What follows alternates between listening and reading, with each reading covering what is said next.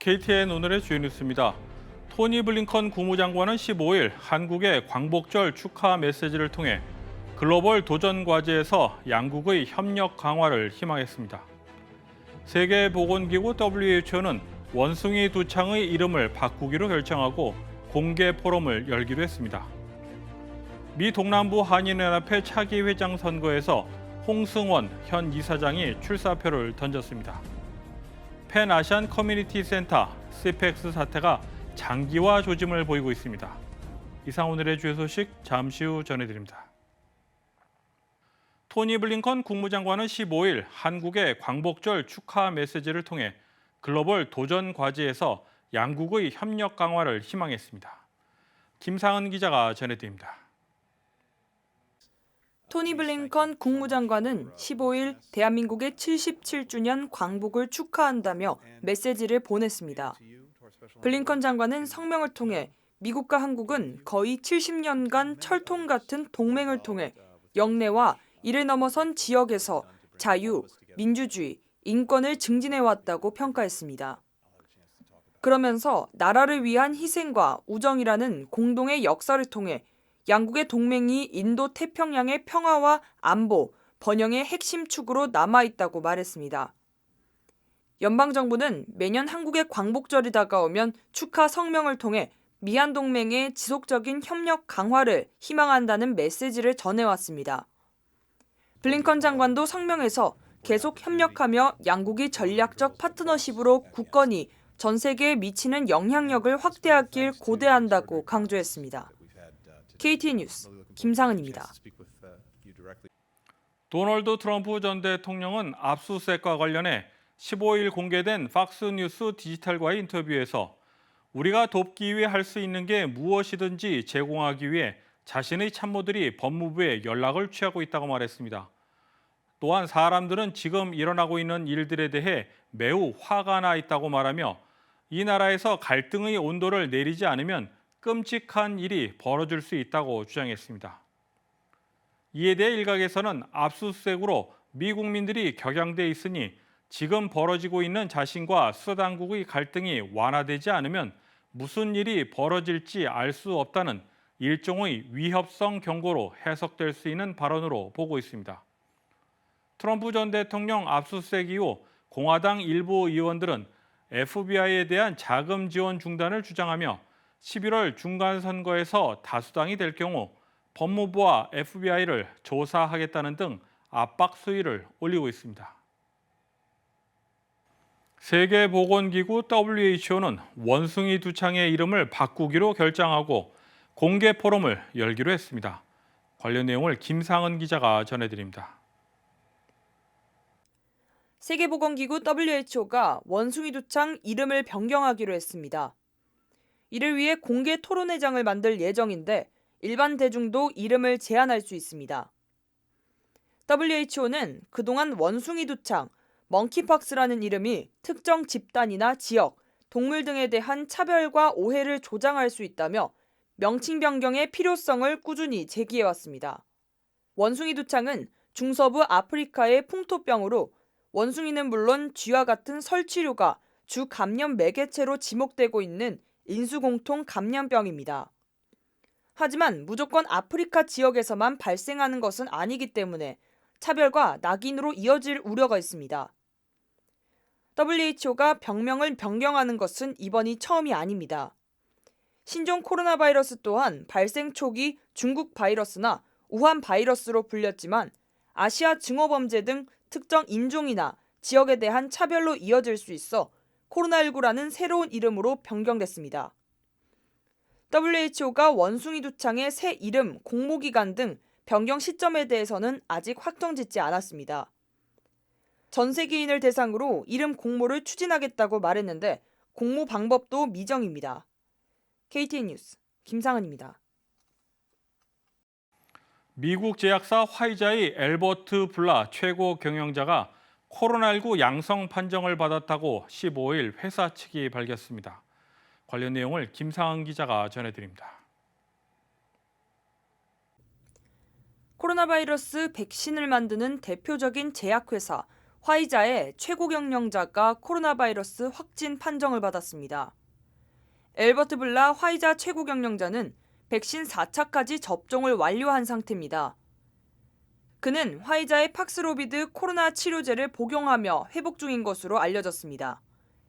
연방질병통제예방센터 CDC에 따르면 미국에서만 1억 2,800만 명이 넘는 사람들이 화이자 백신을 2차까지 접종받았으며 이들 중 6,100만 명 이상이 부스터샷을 맞았습니다.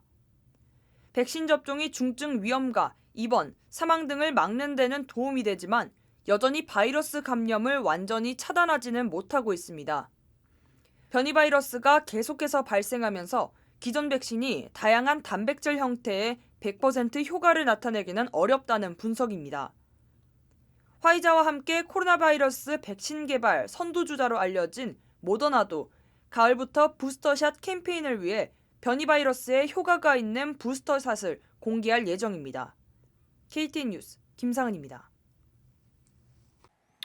미 동남부 한인연합회 차기 회장 선거에 홍승원 현 이사장이 출사표를 던졌습니다. 홍승원 이사장은 지난 13일 제30대 동남부 한인연합회 회장 선거 출마를 위한 입후보 등록 서류를 신철수 선거관리위원장에게 제출했습니다. 신철수 선관위원장은 공탁금 15,000달러 체크를 기자들에게 보여준 후 인사말을 전했습니다. 오늘 제30대 동남부 한인연합회 연합회장 후보 등록 서류를 우리 홍승원 이사장님께서 등록하신다고 해서 이 자리에 모였습니다. 홍승원 이사장은 출마에 변해서 젊어지고 업그레이드되는 동남부 한인회 연합회를 만들기 위해 열심히 노력하겠다고 밝혔습니다. 81년도에 동남부 한인연합회가 창립된 이후에 기라성 같은 선배님께서 잘 활동을 해 오셨는데 이제 30대를 맞이해서 성년이 되었기 때문에 무언가 업그레이드되고 더 다양화되는 그런 동남부 한인을 위해서 젊어지는 동남부를 위해서 열심히 노력하겠습니다. 한편 미 동남부 한인회 연합회 제30대 회장 후보자 등록 마감은 오는 27일 오후 5시까지이며 만약 복수의 출마자가 있을 경우 선거 일시는 9월 17일 오전 9시부터 오후 6시까지입니다. 팬아시안 커뮤니티 센터 CPEX 사태가 장기화 조짐을 보이고 있습니다. 김채원 전 대표가 사임에도 불구하고 불신의 벽은 점점 높아지고 있습니다. 그동안 쌓인 CPEX에 대한 신뢰도는 떨어지고 있습니다. 이번 CPEX 사태의 내용이 좀처럼 해결 기미를 보이지 않고 있습니다. CPEX의 김정아 대표가 지난 4일 이사회에 의해 해임된 이후 김채원 대표도 코스모에서 사퇴했지만 CPEX 직원들의 시위는 계속되고 있습니다. CPEX 직원들은 15일 디케이러 소재 GPCA, 즉 조지아 프라이머리 케어 어소시에이션 건물 앞에서 항의 시위를 이어갔습니다. 항의 시위에 참가한 CPEX 직원들은 CPEX 이사회에서 결정된 제니퍼 맥칸트 임시 CEO와 김채원 전 대표 등이 현재 GPCA 이사로 활동 중이라고 전하며 GPCA가 CPEX 이사회와 김채원 전 대표를 계속 지원, 옹호하고 있다고 주장했습니다. 세이브 CPEX에 따르면 직원들은 이사회 총사퇴, CPEX와 코스모의 완전 분리, CPEX의 고유 EIN 넘버로부터 코스모 완전 퇴출, CPEX의 자산이나 자금을 코스모로 이동하거나 이용하는 행동 금지를 요구하고 있습니다. 또한 지난 4일 결정된 김정아 전 대표 해임을 비롯해 그 이후 이사회 운영과 결정사항 관련 이사회의 답변을 요구한 것으로 알려졌습니다.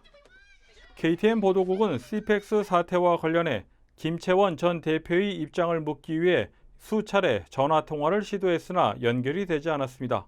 하지만 김채원 전 대표는 기자에게 문자를 보내 안타깝고 견디기 힘든 모함에 빠져 있지만 그동안 이루어온 CPEX 명예를 끝까지 지키겠다고 전했습니다.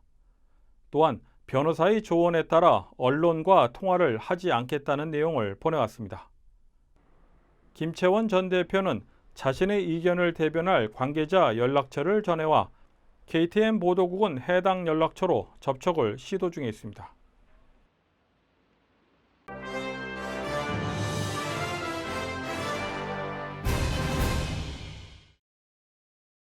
반려견이 원숭이 두창에 감염된 사례가 처음으로 확인됐습니다. 영국 텔레그래프에 따르면 지난 6월 프랑스 파리에 사는 동성 커플이 원숭이 두창 확진 판정을 받은 후 이들의 반려견도 원숭이 두창에 감염됐습니다. 이 반려견은 주인들과 침대를 함께 사용했는데 실제로 유전자 증폭 검사 결과 개의 바이러스 유전자 배열은 주인들의 것과 100% 일치했습니다. 전문가들은 감염자가 사용한 침대 시트를 접촉하거나 침대를 함께 사용하는 것만으로도 감염될 수 있다며 원숭이 두창 감염자들에게 전염을 피하기 위해 반려동물과 격리할 것을 권고하고 있습니다. 한 남성이 국회의사당으로 차를 타고 돌진해 총격을 가한 뒤 자살하는 사건이 발생했습니다. 경찰은 29세의 이 남성이 14일 새벽 4시쯤 국회의사당 인근 바리케이트로 차량을 몰고 들어가 공중에 총격을 가한 뒤 스스로 목숨을 끊었다고 밝혔습니다. 현재까지 부상자는 없으며 이번 테러가 의원들을 겨냥한 것은 아닌 것으로 경찰은 파악했습니다. 용의자가 총격을 가한 뒤 국회의사당을 빠져나올 때 차에 불이 붙었고 이로 인해 사망에 이르렀습니다. 자세한 사건 경위는 조사하고 있으며 용의자는 단순 폭행, 절도, 테러 위험 및 마약 도구의 불법 소지 등 여러 전과 기록이 있었습니다. 애틀랜타 한국 순교자 천주교회 신임 김성현 보좌신부 취임 미사가 8월 14일 도라빌의 애틀랜타 한국 순교자 천주교회 대성전에서 거행됐습니다. 박형근 커뮤니케이션 분과장에 따르면 이날 취임 미사에는 200여 명의 유튜브 미사 참가자를 비롯해 600여 명의 신자들이 참석했습니다. 새로 부임한 김성현 신부는 본당 주임 신부를 도와 애틀랜타 지역의 어린이, 청소년, 청년들의 복음화에 힘쓸 예정입니다. 이상으로 KTN 뉴스를 모두 마칩니다. 시청해주신 여러분 고맙습니다.